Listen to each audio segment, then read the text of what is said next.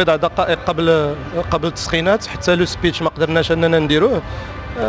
ما كاين، قدر الله ما شاء فعل. سؤال، المباراة النهائية هنا في قطر بين فرنسا والأرجنتين، ما كانش هناك ضغوطات في التحكيم بين مباراة المغرب وفرنسا عشان يكون مبابي وميسي في المباراة النهائية؟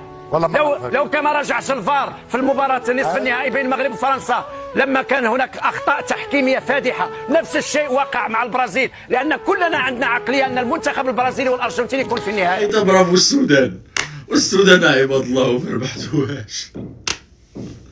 والسودان عندهم حرب، الدوري ديالهم واقف، عندهم حرب، ما كيلعبوش كره. شحال هادي جمعوا منتخب وطلعوا لقطر، لعبوا ضد الجزائر اليوم، قهروها ديالهم بصح خنقوها. السودان بانت بحال البرازيل. والله حتى كانوا يستهبلوا يربحوا السودان اليوم. ولكن الواعره شنو هي المدرب ديالهم بوكرة، عالم في التدريب، دار لهم شي شونجمون اليوم ما عمري شفتهم في حياتي انا قسما بالله. مدخل لهم السليماني، واش الجريه ما قدرش يجري، والسليماني كيلعب فحال شوشع. والله تكون جبتوا لهم شوشع. والله الحمد لله على المنتخب المغربي، والله الحمد لله على المنتخب المغربي، المنتخب الوحيد اللي ربح في شمال افريقيا. هي هاد البلاد هادي الله يحفظها، والله ينصرها، والله يخليها ديما فوق. كذلك واحد اللاعب اللي كان تيتولير وحتى الاخر لحظه عاد حيدناه، فالحمد لله على 3 نقط.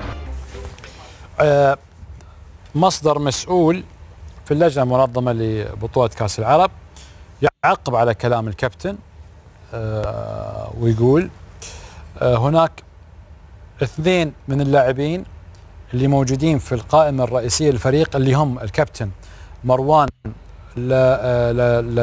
لوداني وطارق تيسولي، وصلوا إلى الدوحة بشكل منفرد بين قوسين وبدون علم اللجنة، ودخلوا قطر عن طريق حصولهم على فيزا سياحية وليس عن طريق تطبيق هيئة الفيزا المعتمد البطولة أو المربوطة بالتصاريح الرسمية البطولة. وتم اكتشاف هذا الموضوع اليوم أن اللاعبين موجودين مع الفريق وبدون تصاريح، وقد قمنا بإبلاغ البعثة قبل ذهابهم إلى الملعب بنصف ساعة، وهذا طبعا ممنوع. طلبنا منهم ينتظرون حتى تقوم اللجنة بإخراج تصريح ويتم إلحاقهم بالباص إلى الملعب، ورفض الإداري أن الباص يتحرك وإلا بوجود اللاعبين، وبقوا ينتظرون ذلك تقريبا 40 دقيقة حتى اقتنعوا أن الباص يجب أن يمشي، يعني لازم يمشي خلاص. وثم تم استخراج التصاريح لهم ولحقوا اللاعبين الاثنين منتخبهم إلى الملعب.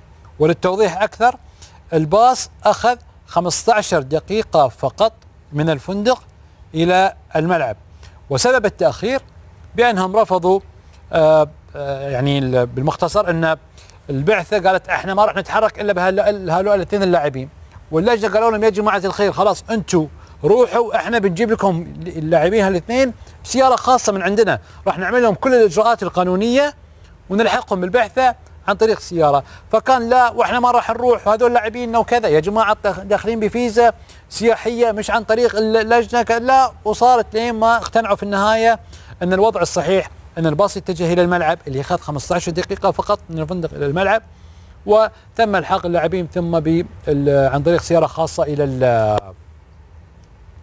الملعب بعد ما تم استخراجهم كل الإجراءات القانونية اللي تسمح لهم أن يلعبون المباراة أمام جزر القمر. هذا بالمختصر المفيد اللي أنا أخذته اليوم من مصدر مسؤول من اللجنة المنظمة للبطولة.